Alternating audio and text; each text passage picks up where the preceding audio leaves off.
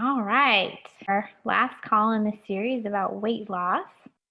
So if you're on the webinar platform, you can send me any questions or comments in the chat or the Q&A. And we had one question ahead of time. Let me pull that one up again. The question was actually about healthy weight gain, which is, definitely different from what we're going to focus on today. But I will try to remember to circle around to that at the end. So my theme for today, talking about weight management, is can you detox to lose weight? I have a business mentor who's a weight loss expert, and she recently had an Instagram post that said that you can't detox to lose weight. Those were two different things. Hey, Nia. Yeah, thank you. I disagree with that. I very much think you can detox to lose weight. And I think that one of the biggest reasons that our country is so overweight is from toxins. So that's kind of a theme I want to play around with today. And I pulled up some blogs that I wanted to share and that you could also go back to and reference later if you want to read more. Ooh, a little bug in my face. Okay.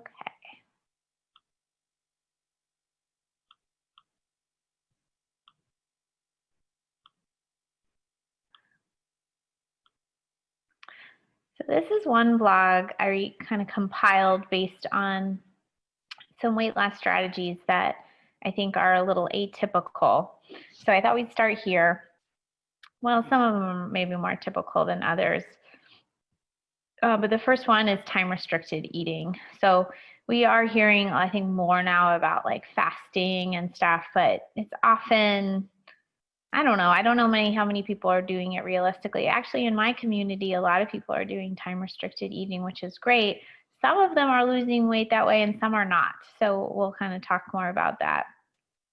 But when your body is processing food, it's in a certain mode where it's not sort of cleaning up cells and restoring itself. It's just dealing with the food you're eating.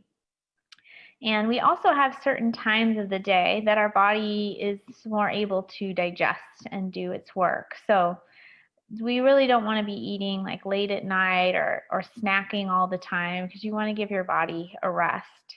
You'll also generally kind of eat less if you're not eating all the time. But you want to make sure that the foods you do eat are really high quality, because if you are eating less, you don't want to be eating like junky food. So we're not about like starving you or giving you a lack of nutrition, just practicing this time-restricted eating, which is more how, we lived when food was less available and we didn't have refrigerators in grocery stores.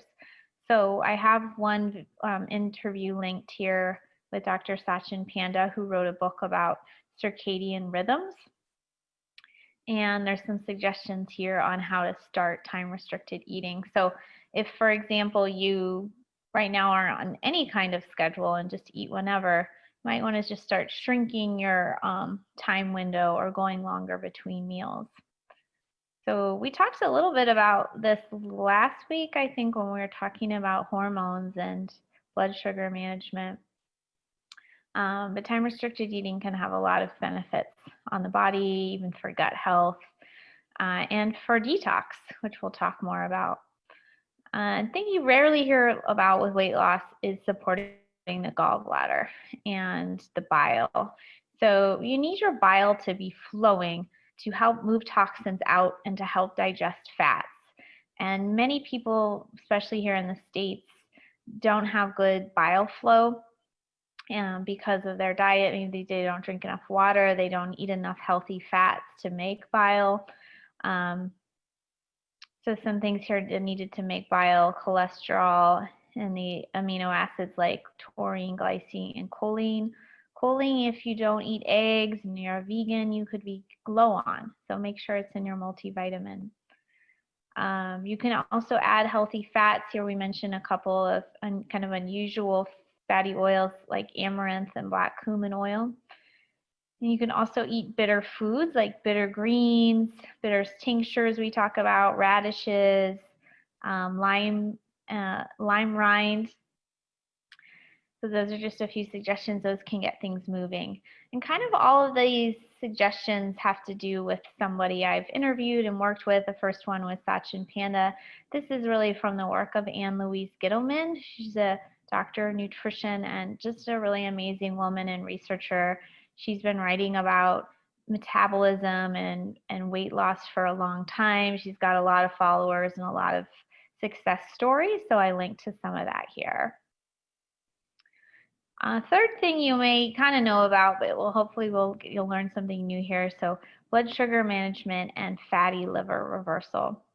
So some of this is based on the work of Dr. Alan Christensen, who's kind of a colleague of mine here in Phoenix area. And his book is called, let me see, Metabolism Reset. And I've had some clients do this. So what he talks a lot about in his book is that many of us have a fatty liver from consuming fuel that we don't break down. One of the typical ways is like, let's say you're having like orange juice at breakfast. So you already have kind of naturally high blood sugar and high cortisol in the morning, and you don't need more sugars, especially if you're just like going to go drive to work or sit and work. So that can kind of stagnate in your liver and make fatty liver. So fatty liver is really common, and then your liver isn't working as well, which we also need for detox. So some of that's starting with blood sugar management. I like the time restricted eating, maybe some temporary time of more restricted carbs. This is a little section talking about gut health and blood sugar management. Getting fermented foods and high fiber foods is really good for managing blood sugar through the gut. Let me see if we had some other tips here. There's a little information on how to detox the liver or how to support detox in the liver. Here, we'll get more into that later. And then I link a couple of books that will help teach you about detox. And this one in particular is about detox through weight loss. This is a book called Clean, Green, and Lean. And it's pretty interesting, and he shares a lot of stories about people who were actually toxic, and that was making them have a, hold on to weight.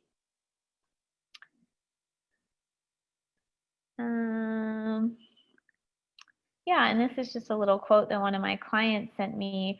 She has kind of borderline diabetes, hyperglycemia, and her blood sugar came down quite a bit by Alan Christensen's metabolism reset plan. So that was really great. Okay, next one I wanted to mention briefly was talking about detoxing estrogen. So estrogen can be related to, hold on a second, kind of carrying extra weight, especially like breast weight, kind of that feminine kind of weight. So we can make more estrogens from being exposed to external estrogens in the environment. Or I actually think it's even more likely it's because we don't detox estrogens through the liver, through the gut, or we have some kind of conversion issue where we just make too much estrogen because of toxicity or some nutrient imbalance in the body. So focusing on estrogen detox is a good fit for some people. And we'll just talk a bit about that and share some tips.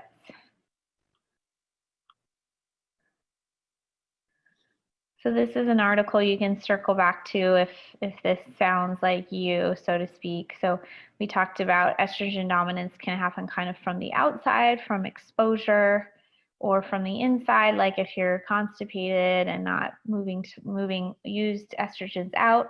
Also, if you have an imbalanced microbiome in the gut, then you won't process out estrogens correctly. So working on gut health can help. Let's see here. here we talk about how do you know for sure. Really, the only way you're really going to know for sure is testing. But sometimes you suspect it from, maybe you're having heavy periods, again, like increasing breast weight or hip weight. Let's see some other signs. Yeah, it could be because you're in perimenopause. So some foods for this could be cruciferous vegetables, berries, garlics, onions, leeks. Those will support the liver. We'll talk more about removing toxins from your environment. And a few supplement ideas would be DIM, which is kind of like derived from cruciferous vegetables. Magnesium, so easy to take and really supportive of the liver and hormone production and hormone detoxification. This supplement we're usually just giving after we've run a test, but it's something that can help detox estrogen if you know you need it. Fish oil can be helpful, so can flax oil, and just taking a multivitamin that give your liver the nutrients it needs. Let me see if I can just switch. So let's move into talking a little bit more about toxins in your home and how those could be contributing to fat. This is a blog that I wrote that has a little dramatic of a title, but it's true that things with fragrance and things with different additives can contribute to obesity. So if you want to understand more on why, you can read this article. But phthalates that are in all fragrances are a type of chemical that have been found to be an obesogen. So they disrupt your weight through a few different potential mechanisms. So one can be, here you'll see, increasing estrogen, which can increase that like body mass, slowing down the thyroid, just overall increasing your toxic load.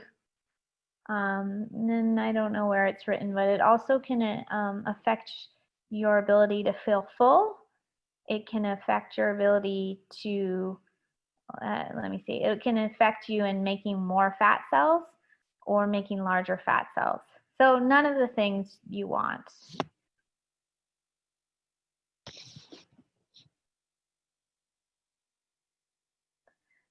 So really just avoiding fragrance is a super simple thing to do.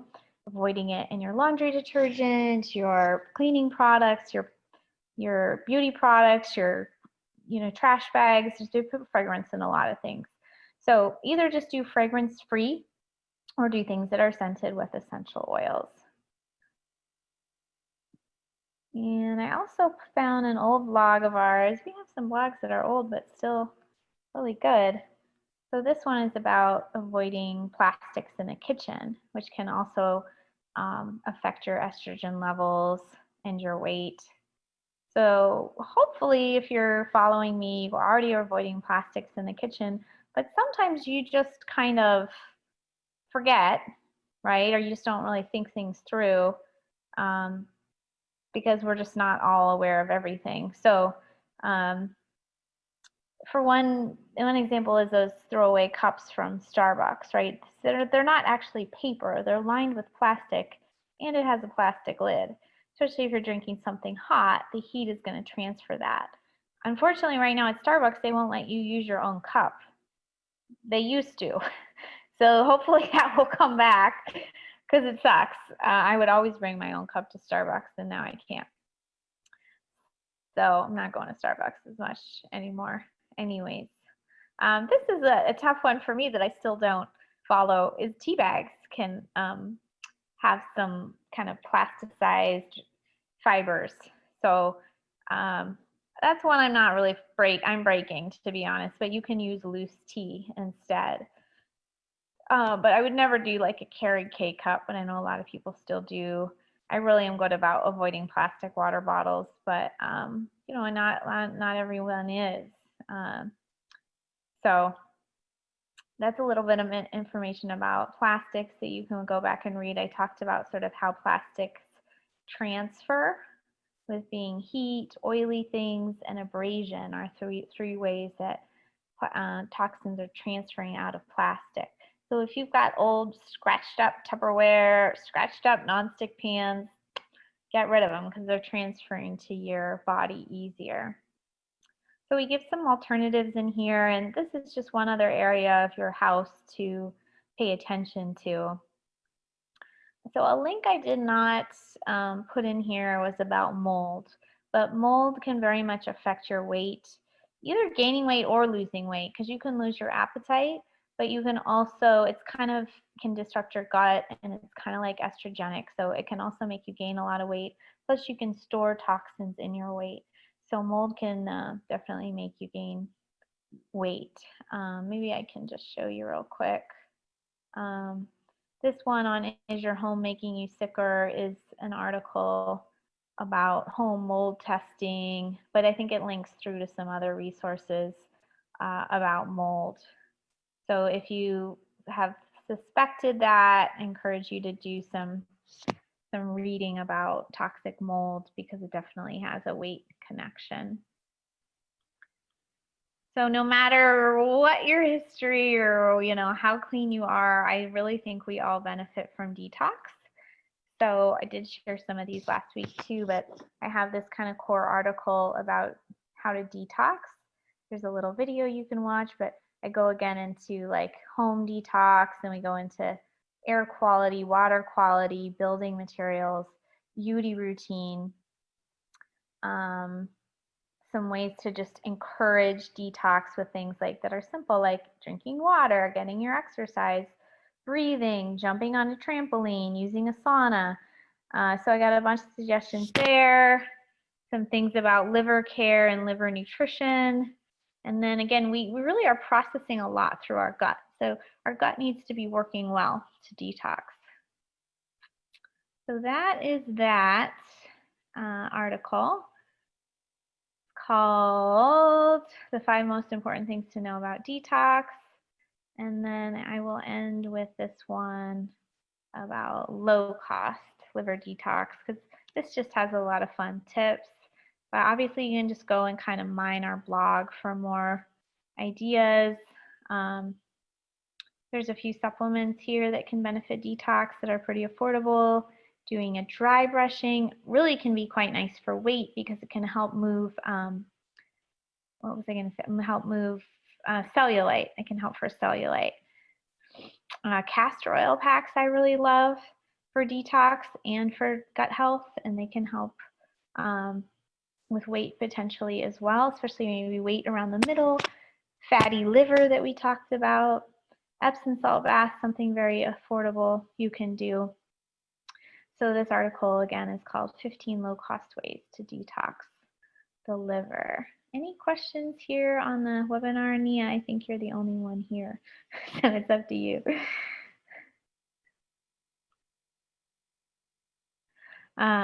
So I will take that older question from Amy about actually gaining weight. So we do get this question sometimes.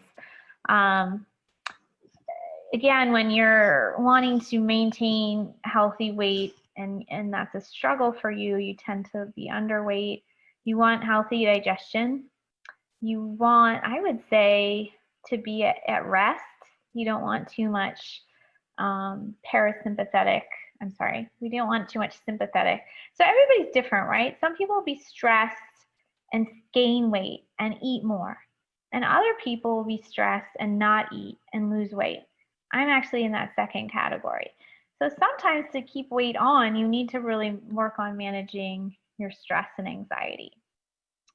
Some of that will be related to the brain potentially, especially if you have a background of toxic mold like me or some brain injury. So if the brain is inflamed, it's not going to signal well to the rest of the nervous system or to the digestive system.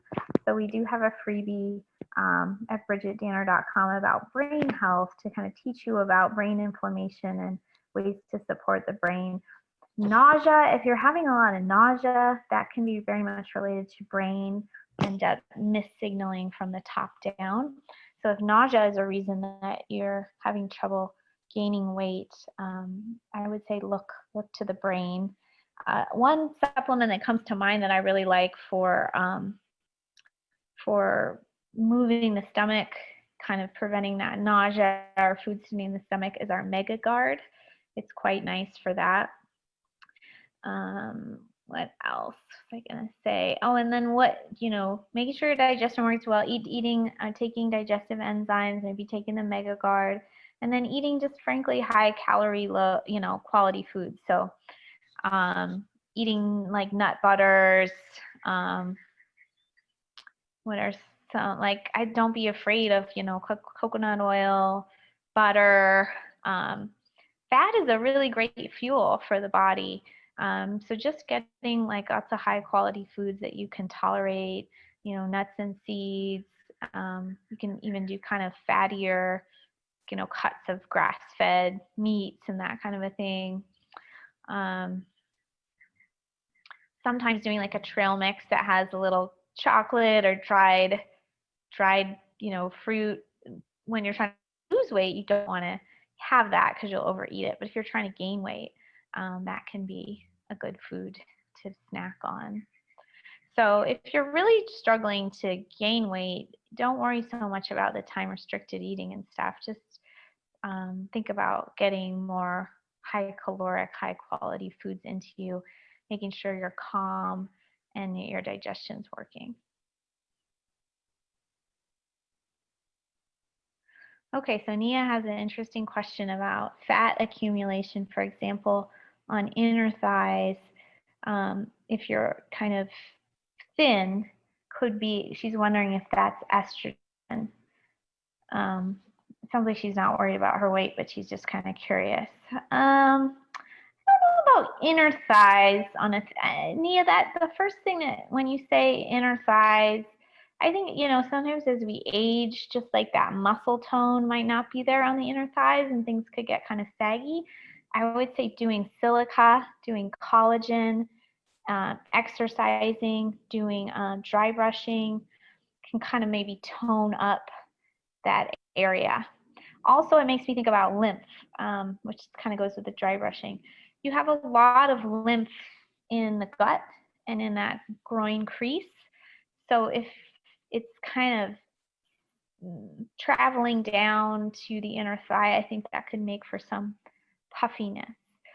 I guess when I was talking about estrogen on the hips and breasts, it's a little bit more outer hips, but just getting that kind of like thicker frame, that can happen sometimes with women with low or high estrogen. However, we all have different body types. Some women just have that body type. There's nothing really wrong with it, especially if you do feel like you're toned and you don't really have a cellulite issue.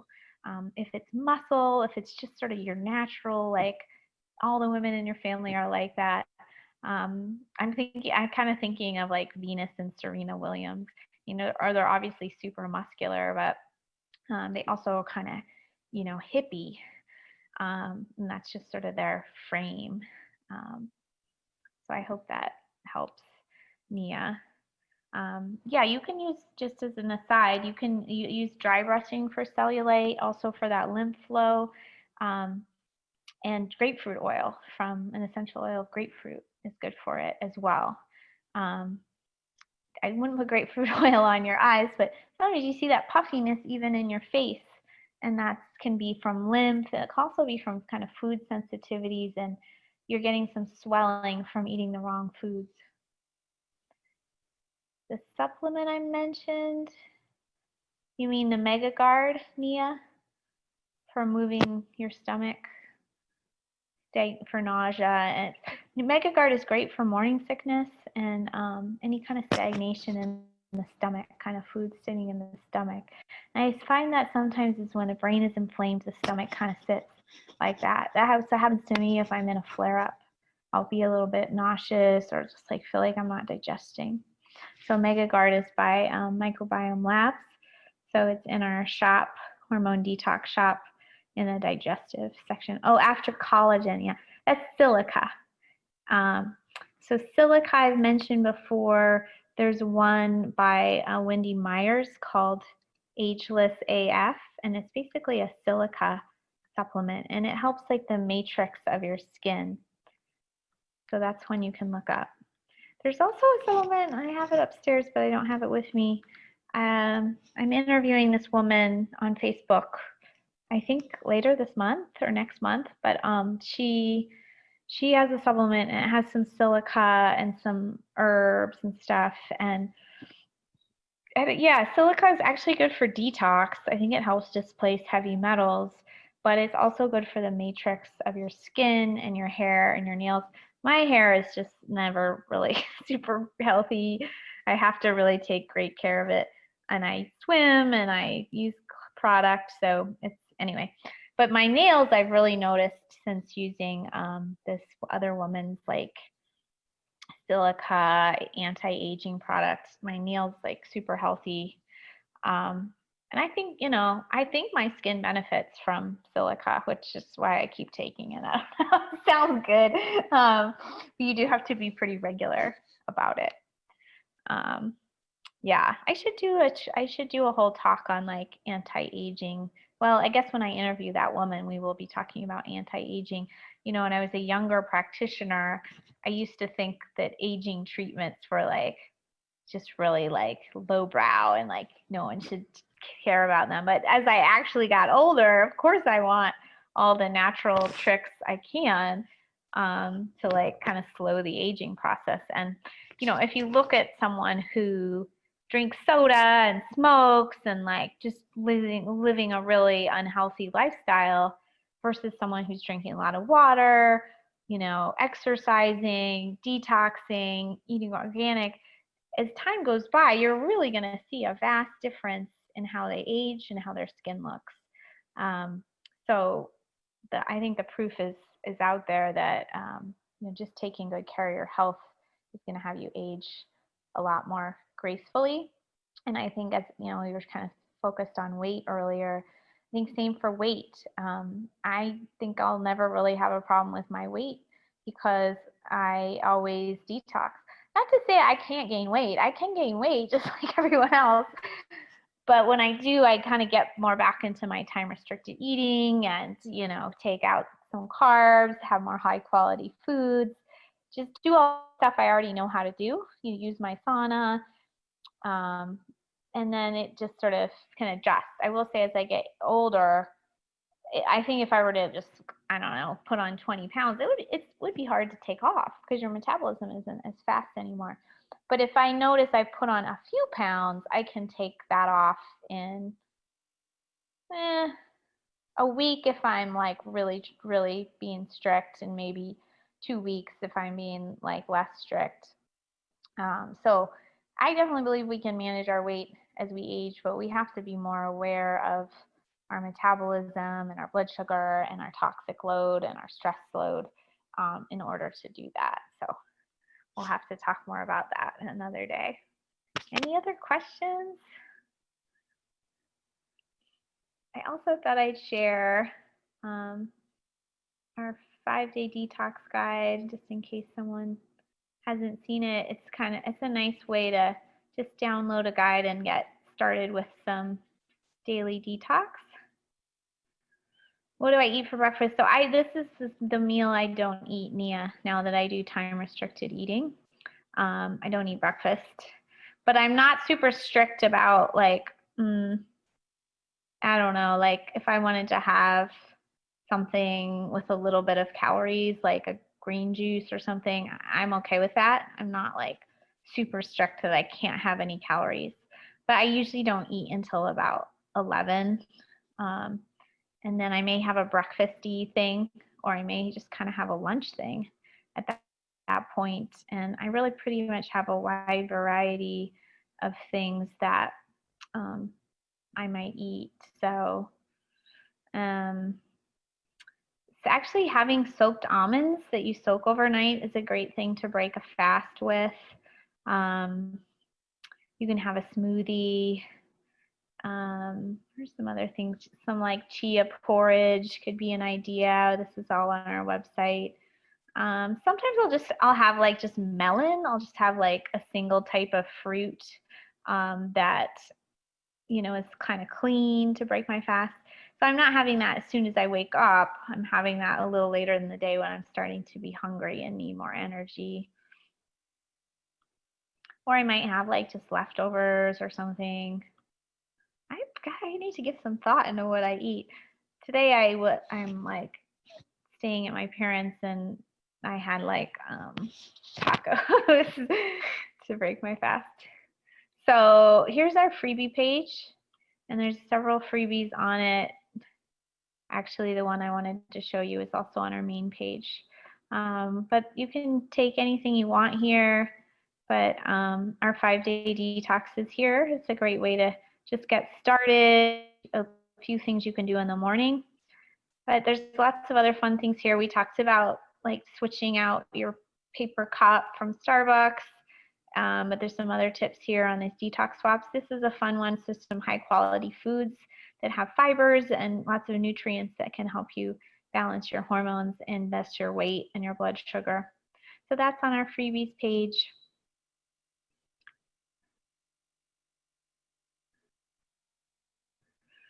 I think I answered your question, Nia, on that one. Yeah, I like a lot of like nuts and seeds things in the morning because they're, fibrous and fatty. I don't eat eggs, I'm allergic, so some people do eat those, in the early part of the day. I think this is our last official call, but we do in this little series, but we do a Facebook Live interview every week. Tomorrow I'm interviewing Amy Carlson about toxins in your home, so it's great. She's sort of an expert in that area. She has a book and a podcast on that topic, and you can just tune back in to Facebook tomorrow at 1 p.m. Pacific, so that's 4 Eastern. All right, thanks for watching. I hope you got some fun tips on weight loss, and feel free to go back to some of those resources I shared on the blog. Thanks, everybody.